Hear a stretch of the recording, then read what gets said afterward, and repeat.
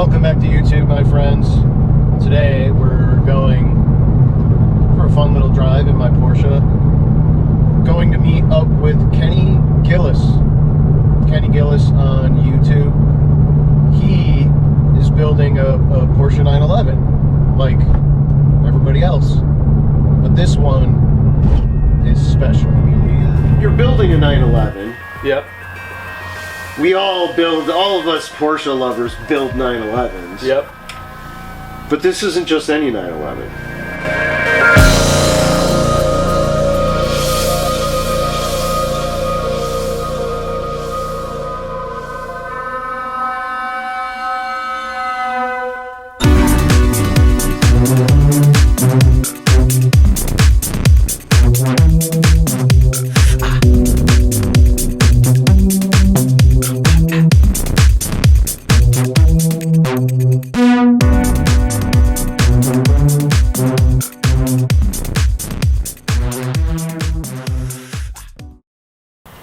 Kenny Gillis.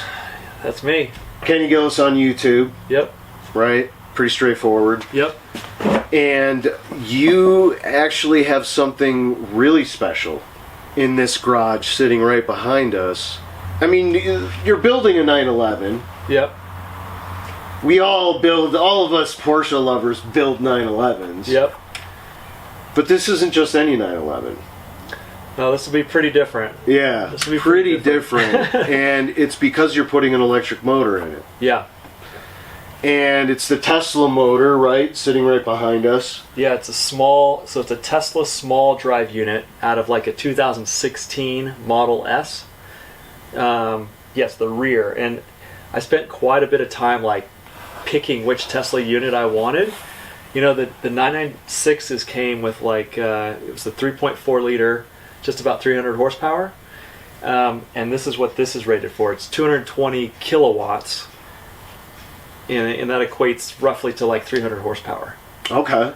But you know, with electric motor power, it's like instant. Right. And the torque is all the way through. You know, it's like a flat torque curve. So. Right. So when you started this project, you had a target, it sounds like, and you were really targeting an electric version of this car. Totally.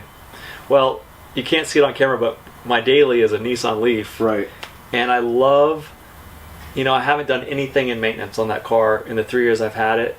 And when I think about the motor that comes with these, the 3.4, they had the IMS failures. issues. Yeah. And I had another 996, a Carrera 4, and I was always just like a little bit weary to like push it, you know, just because I knew like if something happened to that engine, that's $15,000 or $20,000. Whereas with something like this, you know, I got this drive unit for $1,500, you know, and Okay, is that what they go for used? yes, that's what I found this one for on eBay, you know, from a place in LA, and you know they're nearly indestructible. You don't really hear about electric motors failing, you know. Right. And I like, you know, I want this to be as easy to like jump in and run run errands and go get groceries, go to the gym, whatever it is. You know, there's something about a gas car, you know, you got the cold start, you got to wait for things to come up to temperature. Yeah. You know, the Leaf, I just jump in, even when it's cold, it's got the heated steering wheel and the seats, and you just go, right? Mm. And so I want like the accessibility of that car, the easiness of that car, but also I want it to look cool. I want it to handle, you know, and I want it to be quick. And this thing should be a little bit lighter than factory. So. It will. So do you know what this is a C4S, so this is a Carrera 4. Yeah. So it's all-wheel drive, but my understanding is you're ripping out the front, the whole front axle and the front differential. Yep. All that's going to come out. So at least for now, it's just going to be rear-wheel drive. Yeah, to start, you know, the dream would be to make it, all-wheel drive, put an electric motor in the front of the car later on once I get this dialed in. But for now, it'll just be rear-wheel drive. Like, it'll be a C2. A C2. So okay, and the reason I was asking is because I wonder what a C2 weighs. I don't know off the top of my head. Yeah, the 99s I think were like the lightest ones. I think they added some extra stuff in 2000, but people really chase those 99 bare optioned, C2 cars just because they were the lightest. I think this will be lighter because I'm losing all of the exhaust system, the full fuel system, the front diff. Well, yeah, it should be a couple 100 pounds lighter. I'm hoping that's what I'm going for. So your horsepower per pound is actually going to go up probably quite a bit. Totally, and then the torque number should be even better than that. Especially those low RPM torque numbers, Right. From a dig, it should scoot. So I have to ask though, why did you not go with the P100D motor, or both of them for that matter, and make this something ridiculous? Yeah, it's a good question. So there's a guy in Canada who has a 996. It's a black one. It's a .2, and he is doing the Tesla large drive unit. So that is, if this one's 220 kilowatts, I believe that one's like 400 kilowatts, which comes out to like 500 horsepower or something crazy, 450 I think. And it's only, so the drive unit itself is 100 pounds more. So there's the weight factor, but there's also, it is bigger. And the way that they've mounted that one is they had to modify a lot of the rear suspension. They had to kind of like, to make room for that drive unit, they had to cut quite a bit of the back of the car up and kind of rebuild the suspension back there. And I didn't like that. And they did that on a narrow body, or are doing that on a narrow body. Yep.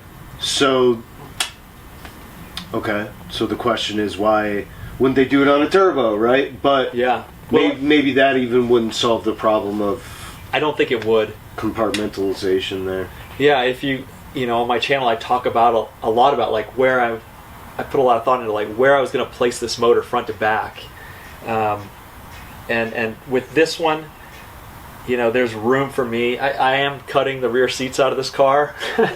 I have to make room, just because I want the weight more forward than the 911, so it'll have a more even balance. Yeah. More weight on the front axle. But the other reason I went with the small was, I think that, it should be quicker than the 3.4. You have losses, atmospheric losses, just being up here in Denver, right? Yeah. So that with the naturally aspirated engine, of course, yeah. Yeah, and this doesn't care how high it is, right? Yep. You can be at the top of Pikes Peak, it's still making the same power. Right. So right. That's so I think that this will do. It should be plenty of power, I think, for what I'm doing. I think the other one would be a lot of fun, but it's also cheaper. This one's 2 or 3 times cheaper than the big. Okay. So there were a lot of factors, and weight balance is one of them, and the conundrum you're having now with weight balance, because you'd really actually like to mount the motor such that the majority of the motor's weight is now in front of the rear axle instead of behind it. Totally. Yep. So then you're essentially changing the dynamics of the car, which will be awfully interesting to see how that changes. Yeah, yes and no, because I'll still have batteries in the back. Okay, that's where you're going to put your batteries? Yes. Is in the back? Okay. And so all the battery weight will be behind the rear axle line, and I'm guessing the batteries will be between 400 and 500 pounds. Okay. So about as much as the motor would weigh, maybe a little more. Totally. We're looking at the engine here right now and its primary gear train. Yeah. And in order to mount it the way you want to mount it, with most of the weight in front of the rear axle is upside down. Yeah. So I had 2 options. I could spin it 180 degrees, and that would do it. The only thing with that is the motor would turn in reverse of the way it normally did in the Tesla. And so you have to, right here is the oil pump. Uh-huh. And you have to modify that so that it can spin backwards, basically. Not a big deal. I've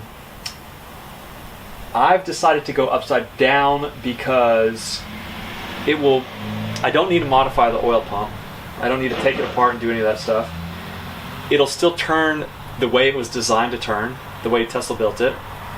And all I need to do is, now that the oil pump's on the top, I just need to extend this, basically a pickup, to the bottom. Okay. So I'll just have another hose that follows the other one right next to it. Gotcha. So it'll just pick up oil off the bottom. Which is pretty easy. It's a pretty easy modification to make. Yeah. So I like that. Yeah, because, I mean, generally speaking, you have an electric motor. Yeah. Who cares how it's mounted? It's electric. Yeah. You're not worried about cooling the motor per se, Yeah. but You do have cooling. You do have, I mean, there's oil that sits like 2/3 in here, 2/3 the way full in this case. and that's primarily for the gear train here. Yes. Yep. There is some cooling for the motor as well. Mm-hmm. Yeah. So it all kind of just, it's pretty simple design. The oil just goes from motor into this central case. There is an oil cooler unit. I don't know where it is, but yeah, small oil cooler.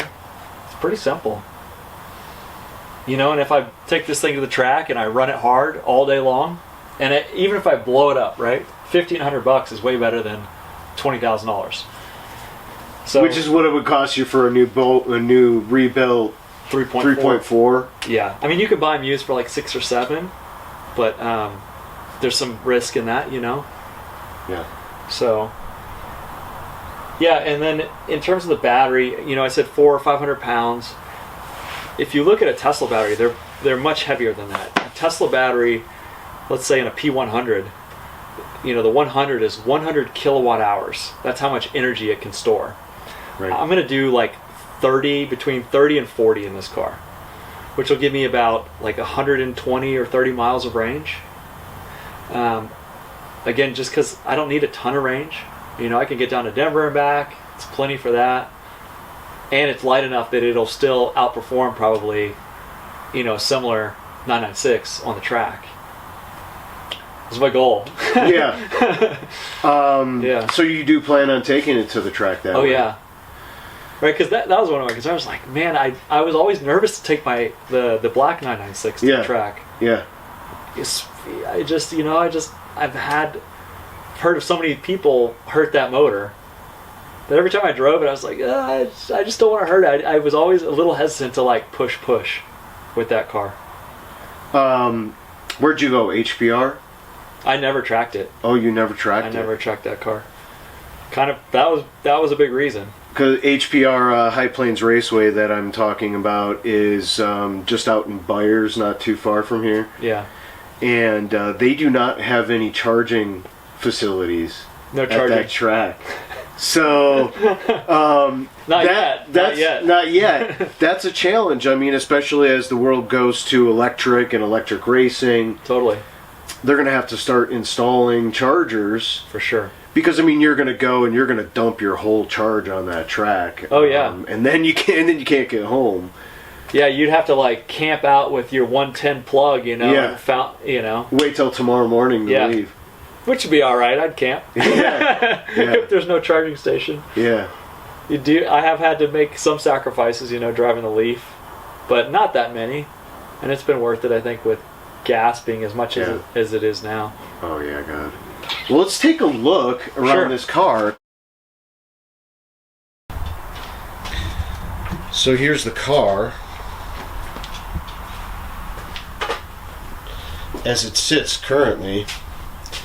And I don't want to get to the back yet too quickly, but I do see that you got some Bilstein Sport PSS 9s or something in there, some height adjustable. Mm-hmm. You got the Sport kit or the Aero kit on this car, which is awesome. Don't forget the ski rack. The ski rack? Porsche ski rack. That's baller, dude. That's kind of cool, huh? That is very cool. Yeah. The other thing is, so Rennlist is like, if you're into Porsches, Rennlist is like the Porsche forum. Yeah.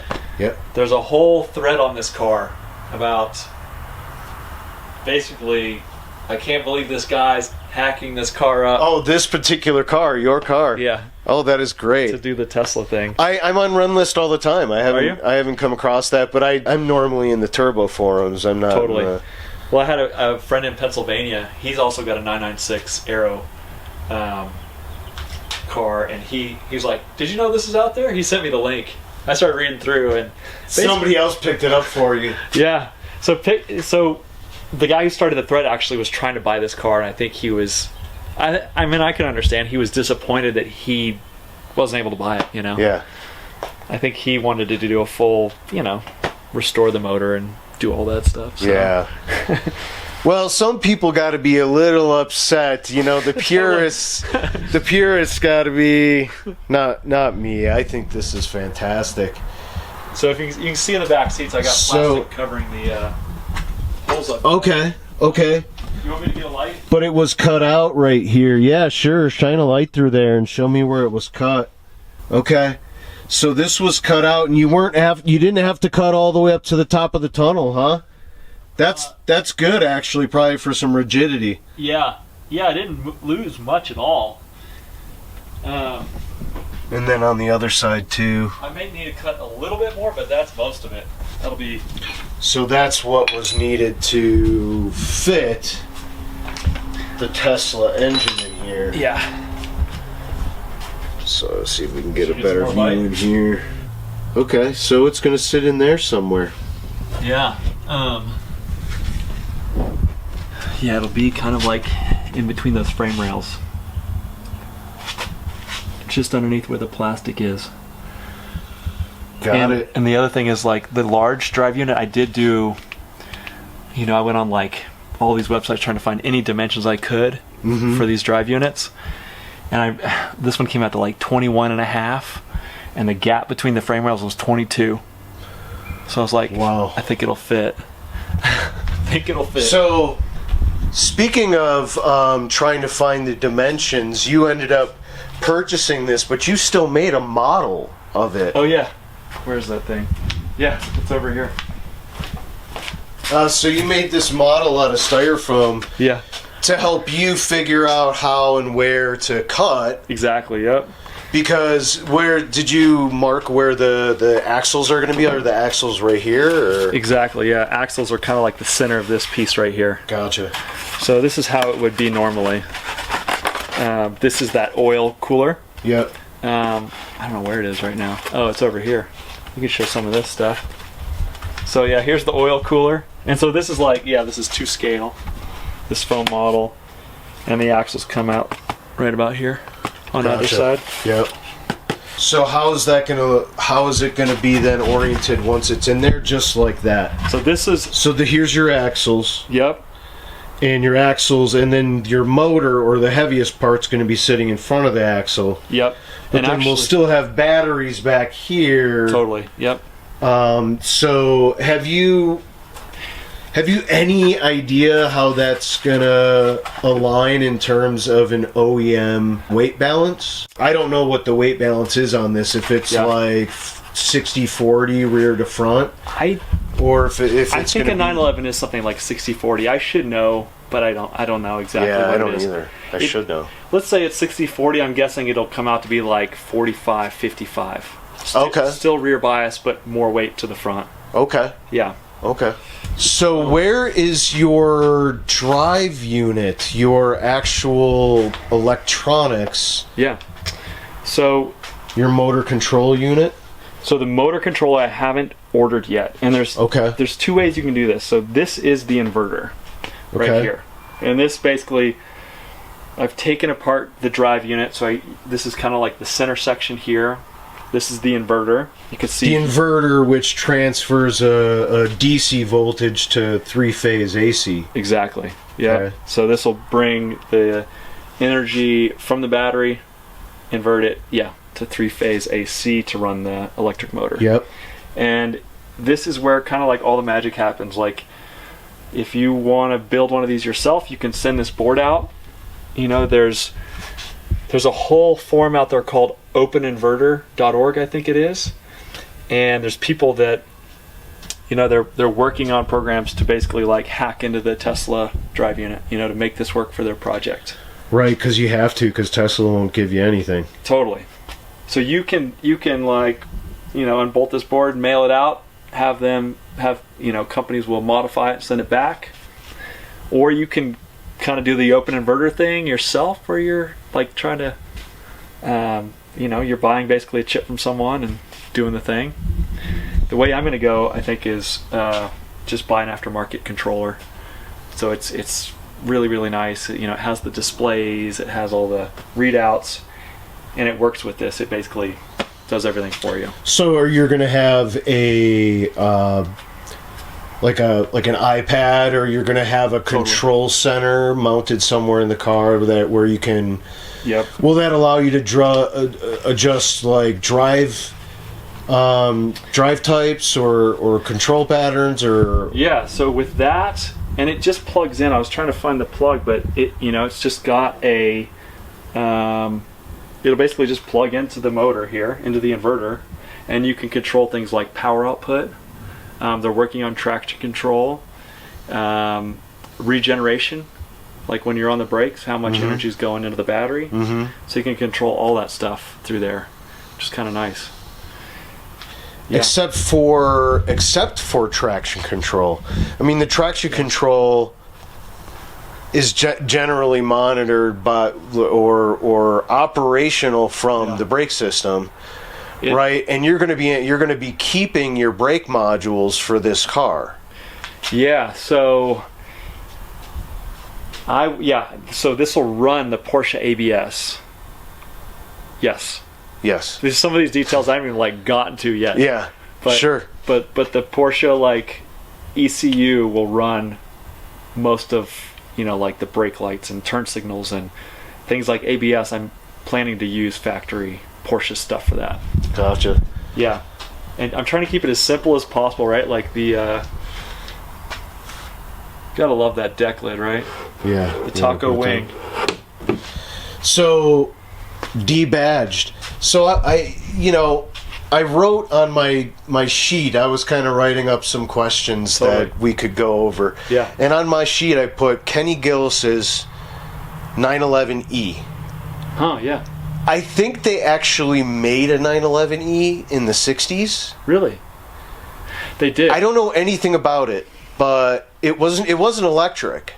It was like, I'm guessing it was maybe like fuel injected or something like that. One of the first fuel injected cars, but if it was in the 60s, that's probably not the case. No. So I don't know what the 911. I should know. Like, I'm actually relatively new to the Porsche game. Well, have you given this a name? I mean, no, I don't have a name for it yet. This is going to be the 911 or the E911, because I always think you could steal the E out of the Cayenne or something like that. Steal it out of the name there, and then you could stick it on the back next to the 911. Yeah, well, like the Porsche font, the cursive kind of. Exactly, the cursive Porsche font. Yeah, that would be cool. That would be cool. So when do you think this is going to be completed? Because I mean, this is all really exciting stuff. When do we get to drive it? But when do we get to drive it is the question. Oh man, I think realistically it'll probably take me a year to get this in driving shape, which is a long time, and also not that long, for something like this. No, it's not. I mean, I work. I don't think so.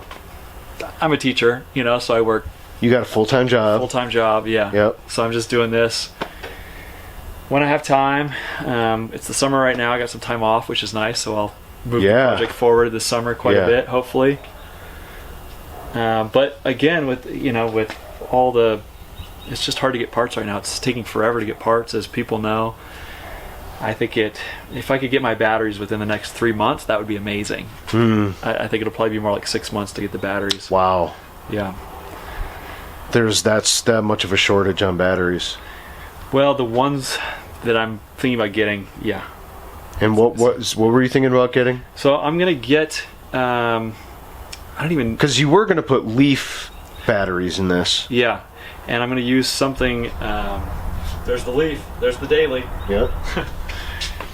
My friend Kevin Erickson recommended a battery, and I don't even have the specs on it. I could pull them up, but it'll be like a 35 kilowatt hour pack. And the difference between custom pack. Custom pack, yeah, brand new cells with a high C rating, and the C rating is like how quickly it can discharge its energy. because that thing will use a lot of power, right? So Yeah. we want a battery that can send the energy quickly. Yeah. And the Leaf, That'll make it quicker. it'll make it quicker. And the Leaf battery has its limits in terms of how quickly it can. Send the power. Yeah. So, for those who followed my channel, I bought this Leaf and it arrived with no battery, which sucked. But maybe it's a blessing because I'm now going this other direction. Yeah. So.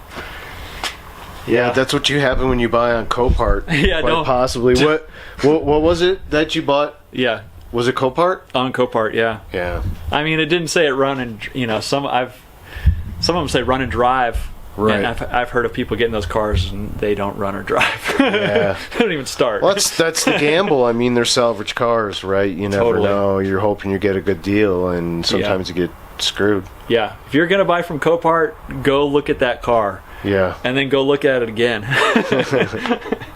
Yeah, do follow Kenny's channel. He has a channel on YouTube called Kenny Gillis, and he's got lots of interesting stuff on there. He can keep you informed on how this project's going, and I will be back when it's drivable. Yeah, you will. Yeah, you can drive it for sure. I think a lot of people are going to want to drive it. Yeah, absolutely. We'll trade off because I know you want to drive that. For sure. Yes.